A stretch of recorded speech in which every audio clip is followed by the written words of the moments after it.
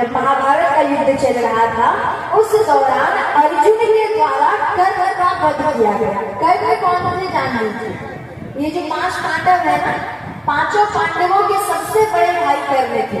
जब कुंती मैया कुंवारी थी, जब उनका विवाह नहीं हुआ था, तो सूर्य देवता की कृपा से वो गर्भवती हो गई और उन्हें एक संतान की प्राप्ति हुई।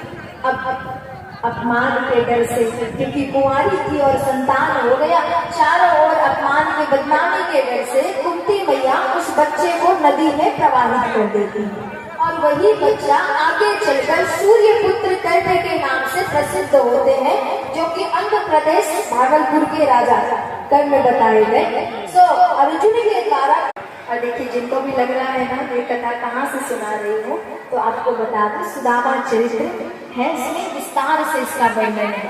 तो मैं आपको पहले ही कह चुकी, गुण रहस्य के साथ इस कथा को आपको श्रवण कराऊंगी। सो हमारी श्री राधा रानी कृष्ण से कहती है, कन्हैया आज तुम्हारी वजह से किसी निर्दोष की हत्या हुई है, क्योंकि कर्ण का देखा जाए तो इतना कोई दोष नहीं है। श्री कृष्ण के छल कपट की वजह से जो कर्ण थे उनकी मृत्यु हो गई। राधा रानी कहती तुम्हारे वजह से निर्दोष की हत्या हुई है, जिसका पाप तुम्हें अवश्य लगेगा, इसका पाप तुम्हें लगेगा। कृष्ण कहते हैं हे राधिके, अब पाप लगे या पुण्य लगे, अपने भक्त की रक्षा के लिए तो कुछ भी करना होगा। और श्री राधा रानी थी ना, वो कर्ण को अपना पुत्र मानते और कर्ण श्री राधा रानी को अपनी माता मानते, जिस कारण कर्ण के वध पे श्री राधा मेरा दोस्त का भाग्य। कृष्ण कहते हैं राधिके अब पाप तो लगेगा, लेकिन इस पाप से प्रायश्चित कैसे करूंगा, इसका भी उपाय बता।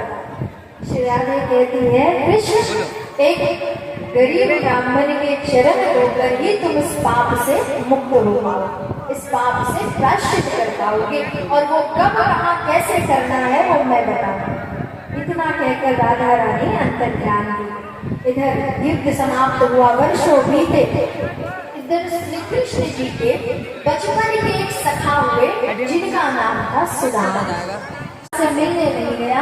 अचानक से जाऊंगा तो लोगों को लगेगा कि मैं अपने मित्र से कुछ मांगने की भाव से जा रहा हूँ, यानी स्वार्थ से।